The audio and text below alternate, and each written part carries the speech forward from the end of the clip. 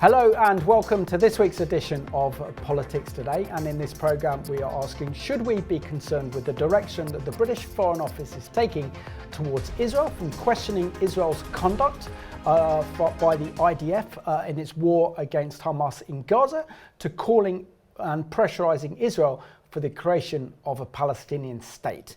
And in this programme I'm joined today by Hugh Kitson, Christian film producer and producer of Whose Land, together with Olave Snelling from the Christian Broadcasting Council. So welcome to the programme. Firstly, I'll start off with you. Welcome to Politics Today. Just share with us your thoughts on the British Foreign Office and the influence it has on British ministers and members of Parliament when it comes to formulating British foreign policy in our relations to Israel and the Middle East.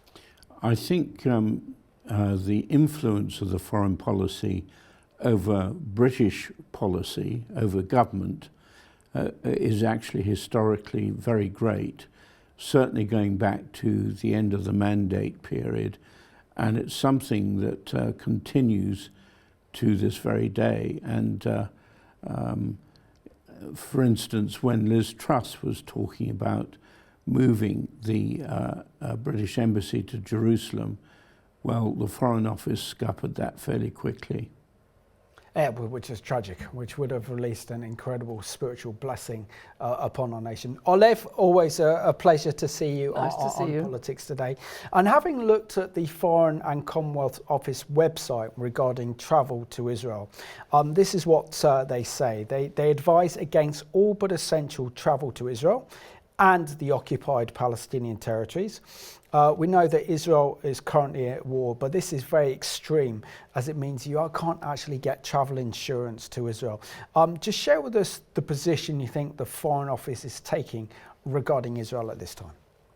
Well, I think that it goes back exactly as Hugh has said. I mean, you have to go back to the beginning, if you like, and well, I suppose it's post-World War One. And the division of countries, and what Britain used to often do is to sort of take out a ruler and go like that. And you can see that in some of the boundaries in that part of the Middle East. I mean, it's quite astonishing.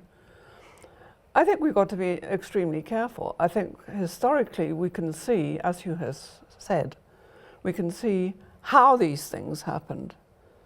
But the why, of course, is something which, it brings into question a whole lot of things. I think we've got to be very careful about how we talk about foreign policy, but what one can say quite outspokenly that the ties that have been, as Hugh has alluded, that the ties that have existed between the British Foreign Office and the states, the Middle Eastern states, and as they emerged, and particularly as they emerged in power, this is something which, it's historical. I would say that what we're dealing with here is realpolitik. There's no question about, the correct way of handling any particular situation, but we've got to understand how that happened. And the fact that when Israel came into being, it was, the British were in Palestine, as it then was, right then, after the Second World War, and that's how it all came into being. And thank goodness that the British, in spite of the fact that there were wars raging and battles raging, and the fact that British soldiers turned back boats that were coming from Europe with the survivors of the concentration camps, and didn't allow them to land. You can go on and on and on about all of the controversial things that have happened, but Israel did become a sovereign state, and it still is. And I think that what we can look at too is that when it talks about occupied territory within Israel, who started the fight? I mean, these are the extraordinary things that you've got to look at. And before you actually point fingers or whatever you wish to do, you have to understand what happened. Thank goodness Israel exists, And thank goodness, praise God, that they are still there. But the forces ranged against Israel are formidable, and that one has to understand. And that is not just a geopolitical thing, it is very, very much a spiritual thing. Absolutely. I don't want to touch too much on the kind of historical role that the Foreign Office played, but I will say that they were instrumental in undermining the re-establishment of the modern state of Israel, because the British Foreign Office felt that Britain, as the British Empire, would lose control of that area. They felt that if the Jews created their own state, it will be a state of paradise and the other Arab states will want it, and they'd lose control and influence. And they also instigated riots against the French mandate in Syria and Lebanon, because they felt that they didn't want the French having control of Syria and Lebanon. So a lot of the problems we see in the Middle East is directly the result of British foreign policy. But share with us the role that the Foreign Office played regarding re-establishment of the State of Israel historically, and the role that the Arabists have played in formulating British foreign policy to Israel and the Middle East. Well, the Attlee Bevin government in the immediate post-war period were absolutely against the establishment of a Jewish state. And one has to make the assumption, rightly or wrongly, that the Foreign Office was involved in that. And not only that, but when the Jewish state was formed on the 14th of May 1948, the British government at that time was trying to make sure that the Jewish Yishuv, the Jewish community, could not defend itself. There was an arms embargo, and at the same time, Britain was arming and training the Arab forces, and particularly the Arab League, the Jordanian army, which was led by a serving British Army officer. And so the country was invaded, Israel was invaded, which was illegal in international law, and Britain was involved in that. So arguably Britain was in breach of the UN Charter as well as the Arabs at that time. It's a very serious situation, really, and it's really not changed that much until today. And Olive, what troubles me is the wording that the Foreign Office uses to describe Gaza and the Palestinian territories, including East Jerusalem, with the Old City in Jerusalem, referring to Judea and Samaria, as which forms large parts of what is now the Palestinian Authority due to the Oslo Accord agreements. But they refer to that land as continued occupied Palestinian territories. And just share with us how, for example, Israel didn't occupy Gaza and has not occupied the Palestinian Authority, because we see that Israel pulled out the IDF about 1994, and the last remaining Jewish communities in Gaza, 12,000 of them, pulled out back in 2005. So the fact that the Foreign Office continued to use incorrect and inaccurate information that only inflames the situation by calling them occupied Palestinian territories, including East Jerusalem, which is where the Old City of Jerusalem is, including the Western Wall, which is the most holiest site in Judaism, is inciting anti-Israel sentiment, isn't it? Well, you're asking the impossible. Well, you can always ask the impossible. That's what we're here to do. That's good journalism. We can always go round and round in circles, because I mean, what is obviously happening now, and the rest of the world tends to forget that as Israel has come in so hard in Gaza, is to remember exactly what happened when Hamas came in and slaughtered 1,700 people in the most brutal massacre that one can conceivably think of. And so therefore, I mean, I'm avoiding answering your question deliberately, but just saying, at least you're honest, that the fact that they are determined that they're going to root out Hamas leadership, and by all international convention, the fact that so many civilians have been killed, I mean, you could question that. There is no question about that. But given the Israeli stance and their position, they are saying, hey, listen, you came in, you did this, you massacred all of these people, and we're going to get you. So it doesn't legitimize what they are doing exactly, but we as rational people can understand the reason behind that, because they're saying, in no way can this continue, that to have Hamas in such a position, and conceivably, if they manage to knock out the top Hamas leaders, guess what? I'm sure there would be another lot exactly the same, if not worse. And Hugh, this week we've seen a British government minister, namely our Defence Minister Grant Shapps, publicly on British television, publicly rebuking the Israeli Prime Minister Benjamin Netanyahu for rejecting a Palestinian state. We've also seen the Labour spokesman on foreign affairs, David Lammy, also criticising the Israeli Prime Minister for refusing to compliment a Palestinian state. So how much of the Conservative Party policy and the government's policy, as well as the Labour Party, on Israel are actually being driven by the Foreign Office? Well, it's the Foreign Office policy on a two-states a solution, as they call it. It's a delusion. It's almost like a sacred cow, and they haven't thought through the possible consequences of it. They haven't taken into account that the Arabs living west of the Jordan River have been offered a state at least 5 times since 1937. It's nearly 100 years, and they've rejected it every time and gone to violence. The other thing is that Bibi Netanyahu on this occasion speaks for about 99% of the Israeli population. Absolutely. They've had enough of this whole Palestinian question, and who are we to impose a suicidal solution, so-called, on the Israeli people?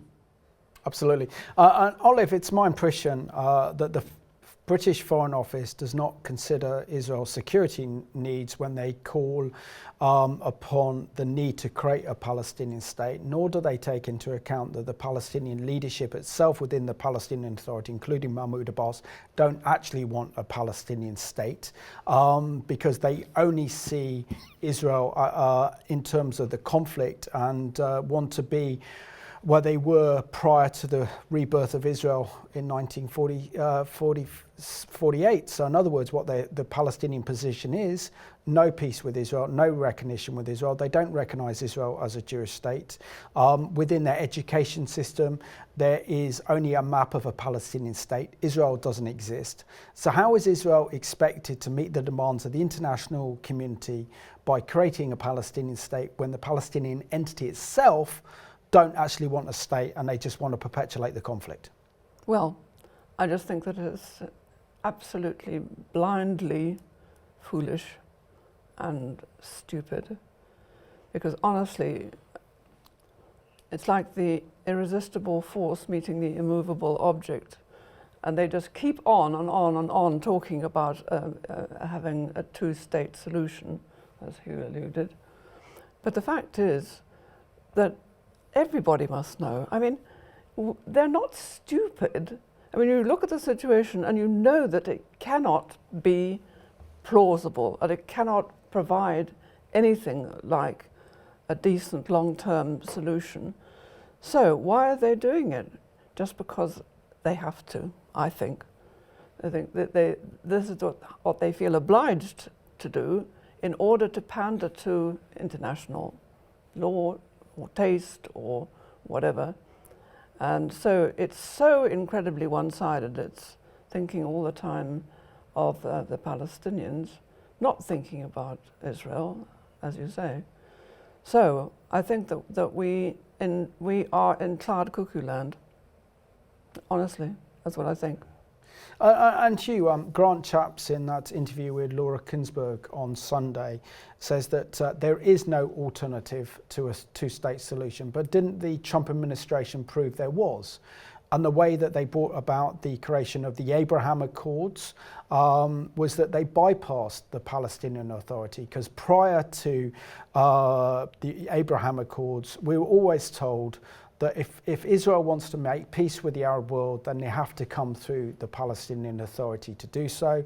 Well, Trump and his administration decided to bypass the Palestinian Authority, freeze all the funding and aid to the Palestinian Authority for their refusal to make peace with Israel, to their refusal to stop the incitement and hatred in their education system and media, and their desire to destroy the State of Israel, and bypass the Palestinian Authority altogether so that Israel could negotiate directly with the Arab states, the Gulf states in particular, but also with Saudi Arabia. And isn't that the answer? That instead, it's actually the West, Britain in particular, is rewarding Palestinian terrorism and violence against Israel by calling for a Palestinian state without making the Palestinian Authority pay a price to enter into peace negotiations with Israel and to give up on this false dream of returning to Israel, which would effectively destroy the state of Israel through demography. It's, it's sheer lunacy, this whole, because what a Palestinian state will do, if it's given any legitimacy, it'll actually perpetuate the conflict. It won't solve it at all. And the PLO charter, and the PLO is running the Palestinian Authority as well as the Hamas charter, but I'm talking about the PA now.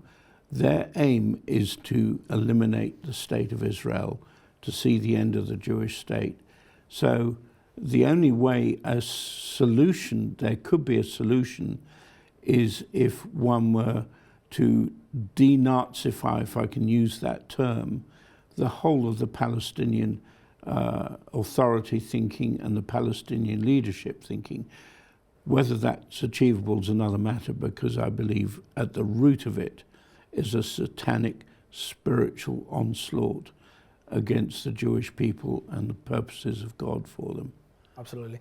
And Olive, what troubles me in particular, the influence of the Foreign Office, is that many ministers and also members of Parliament are kind of dependent upon the Foreign Office for their briefings on Israel, their briefings on the Middle East, their briefings on Israel's war against Hamas in Gaza, and there's not enough independent thought. And having been to the Foreign Office with high-profile meetings and meeting kind of the head of the regional office there, they see everything through the prism of the Israeli-Palestinian conflict, just create a Palestinian state, and then all the problems of the Middle East will be solved, and there will be peace in the Middle East, without realizing, for example, the Arab Spring proved that that was all a pack of lies and a illusion. So isn't it imperative that our members of Parliament and also our ministers have an independent thought and examine what is happening on the ground for themselves and make their own assessment, rather than relying on the analysis and interpretation of Arabists in the Foreign Office? Well, if that were possible, that would be absolutely marvellous. Of course it would be, because I think that the way that the whole country, let alone the government and the Foreign Office, is so overly simplistic, as Hugh has said. Just do this, and all will be well, and that's it, and so you're just done and dusted. It's too simplistic. It's not going to work because the fact is that Israel is a sovereign state. It's been gnawed at, and now we've got all of these divisions within Israel itself. So how are you going to resolve that? I mean, this is honestly, I think, almost irreconcilable. But if we as Christians look at that and say, well, there is no solution, and just throw up our hands in despair, I mean, to me, the only thing that we can possibly do, the only thing open to us, is to plead, cry out to God for some intervention, for some sanity, for some reality, for some some other solution, because clearly everybody's hanging on to this two-state solution thing. It's not going to work. And so they have to come up with another idea. And who's going to come up with another idea? Well, it's reliant upon indeed the Foreign Office. But if people within this country, if the government within this country were able to think for itself and look at it and try to sort out, I was going to say the wood for the trees, I don't see how they are going to reach anything that's even remotely plausible. I really don't. And also, Hugh, when it comes down to Grant Shapps calling for a Palestinian state, David Cameron calling for a Palestinian state, and they realise that Mohammed Abbas is very elderly. It's only a question of time before we know that he has to have a successor. I don't know how many years that he's outlived his presidency. I think 16, 17, maybe 18 years since he was elected as president of the Palestinian Authority. So he has no political legitimacy. And if Israel does allow for the creation of a Palestinian state, signs an agreement with Mahmoud Abbas, they have independent elections across the Palestinian Authority, who will get in? Hamas. So then Israel has to then deal with an Islamist jihadist state, which would then become the state of Palestine. And we'd see the situation in Gaza magnified by 100-fold.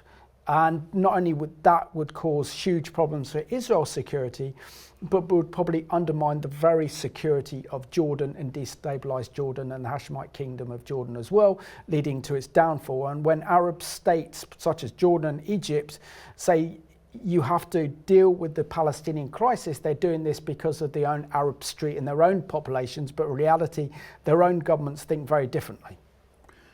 They do.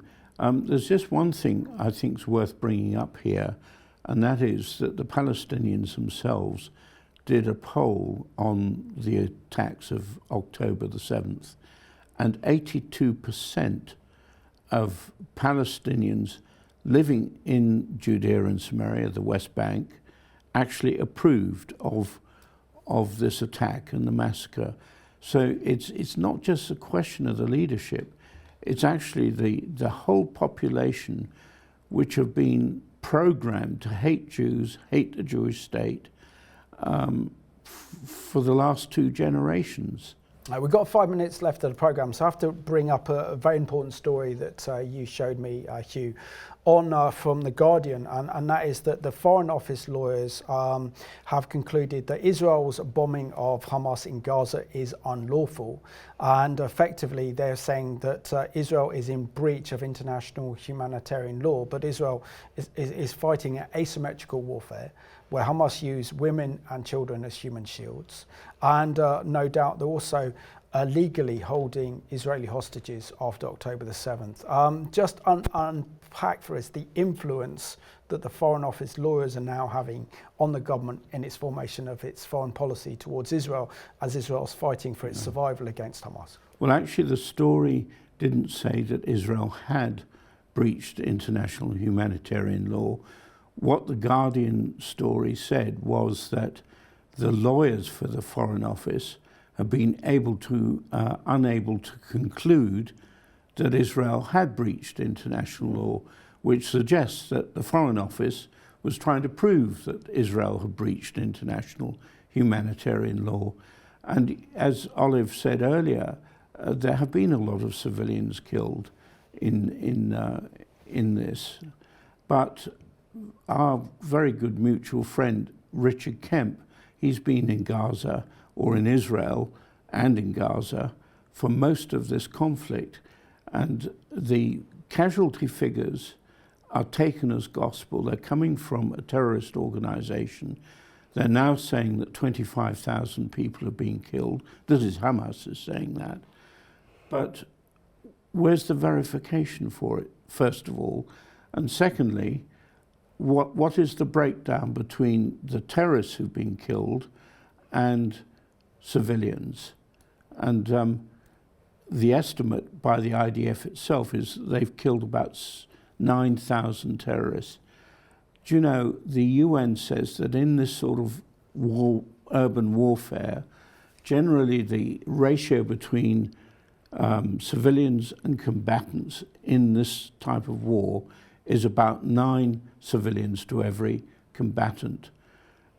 Israel has managed to keep the civilian casualties to a minimum. It's about 1.5 to 1.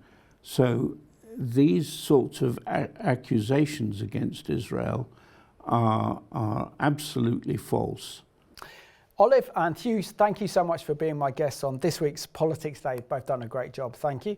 And I want to thank you for watching this programme at home. It's imperative that we actually write to our members of Parliament regarding the position of the Foreign Office regarding the creation of a Palestinian state. We want, as a nation, to be blessed, and we can only be blessed if we stand with Israel and the Jewish people in fulfillment of God's word in Genesis 12, verses 1 to 3. I will bless those who bless you, and I will curse those who curse you. May our nation have a blessing rather than a curse, and this is dependent on our government. So thank you for watching this week's edition of Politics Today.